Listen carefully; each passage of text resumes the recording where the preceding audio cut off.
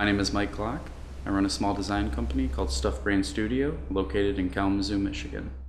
I remember looking at all these little things that just inspired me, and at the time they were just enjoyable. They were something that caught my eye. I didn't really know that they would stay with me for so long, but yeah, like the pizza guy from Little Caesars and the Big Boy, and watching Saturday morning cartoons. And as I kind of continued to move through life, it would turn into more of, all right, well, what would my own characters look like, or what would my own stories look like? It was something that I was always doing at home.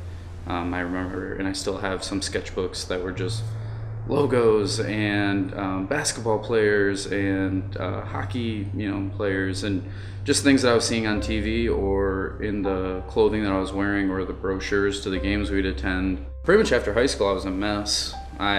Within like 1 week, I had a relationship end, my sports career end, which I had played year-round sports for 4 years, and I graduated high school without taking the SAT or the ACT. So I had no idea where I was going. The only thing that made sense was to go to the community college. I was finishing up at Kalamazoo Valley Community College, and then I decided to transfer over to Western Michigan University. I took a couple classes at Western to find advertising and find their advertising program. And then once I knew that that was a possibility, I transferred into the marketing department. The day I graduated, I was in my cap and gown. I got home, I had a message waiting for me on my computer from a person that I used to get t-shirts printed from. I was a customer of theirs. He saw that I was graduating. I think he found me on Facebook with that and said, hey, would you want to take over my position? I'm leaving. I could probably get you an interview. So I jumped in pretty quick, went through the interview process, and worked at a t-shirt printing place. I wasn't satisfied. I didn't see a lot of room for growth. I didn't see a big opportunity to expand myself creatively. It just felt very, very much like sales. And so I said, I guess I'm going to try to use this degree and go to Detroit and find a job in advertising. Detroit was tough. I moved there in the winter time, so to go out in the Midwest in the middle of winter and not know anybody, but still be trying to go out and see all these new things, go to all these interviews when you don't know the terrain or the people or the streets. But I pretty much just went on an aggressive job search. I believe I applied to over 60 places, and maybe a handful called me back. Maybe a few of those actually called me in for interviews, and it was a little defeating. You get this degree and you feel like you're ready for employment, and then they say you're not experienced enough.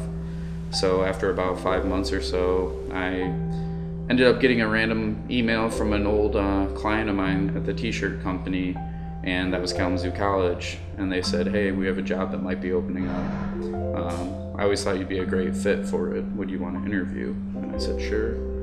And that led to moving back to Kalamazoo. Around the time that I moved back, I had also picked up 2 of my first freelance brewing clients, who both also happened to be in Kalamazoo, Michigan. I was at Kalamazoo College for, I believe, a year and a half, but through that time I had invested in my first studio space. So Stuff Brain, it comes from several different factors, which I feel is fitting for a name like Stuff Brain, but it felt the most fitting in just the sense that, to me very personally, there's just so much going on in my head. At that point in my life, I was working close to 50 hours a week at a job, running 2 side projects, one of them being my freelance business, the other one being Kalamazoo. And so I constantly felt pulled in all these different directions. My mental health has always been something that I'm trying to keep in check and keep an awareness of. So Stuff Brain just kind of felt like what's happening in here all the time. Let's just show it to the world in both a name sense and a artistic sense. So locally, some of the best commercial work I'm known for is with One Well Brewing. I was with them since before they opened their doors, helping them establish their logo identity and their branding system. And it's really just been an opportunity. We like to say, a rising tide raises all ships, where as they've continued to grow, I've been able to grow, and vice versa. We've both kind of done a lot to try to elevate each other's brands. We've been very collaborative. I feel like there's a culture and a friendliness and a community aspect around brewing that I find very appealing. But from a business standpoint, it was just something that I was seeing kind of blow up. And if you see things are on the up and up, it's a good idea to get in early. And that's where I felt like I was trying to do that. Kalamazoo started as my kind of pushback to the standard networking event. I wanted to change the conversation from, hey, what's your name? Who do you work for? What do you do? And I just felt like that was a very, if you can't help me, I'm not interested in talking to you type of conversation. So when I started to think about how I would do it differently, I came up with this idea of bringing craft paper and supplies and forcing everyone to share. All these artists come together and start to kind of become friends, as opposed to, that person can draw better than me. I'm gonna kind of, stick my nose up to them a little bit and try to draw better than them. It doesn't feel that way when you go.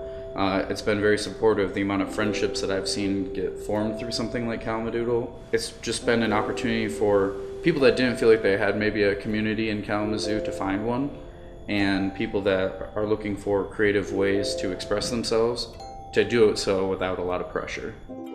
I definitely have had times where I've wanted to quit, but I think my stubbornness has been the only reason I am at all where I am today, and I think it's the only reason, for better or worse, it's where I'm going to be in 5 and 10 years, hopefully still running something like this, because I just see myself as too stubborn to do something else. I see it as a challenge. What can I create? What am I capable of? How much better can I get? And what does it take to do that? And so I think investing in like a studio space like I have is trying to say to myself, all right, you created this playground for yourself, do something with it. There are so many things I want to do in the future. Just the idea of doing things larger has been a current interest of mine. In addition to that, I just released my first painting series. It was received really well, and I've really liked exploring that medium, getting off the computer, creating something that's colorful and vibrant. And lastly, writing. I write a lot. Something people have probably, more so than anything else I do, probably say I'm good at. And I want to find ways to get that out into the world, whether that's creating something like a book, a comic, just a blog, but just finding a way for my words to get out and share stories, create more stories. Those are all challenges I look forward to.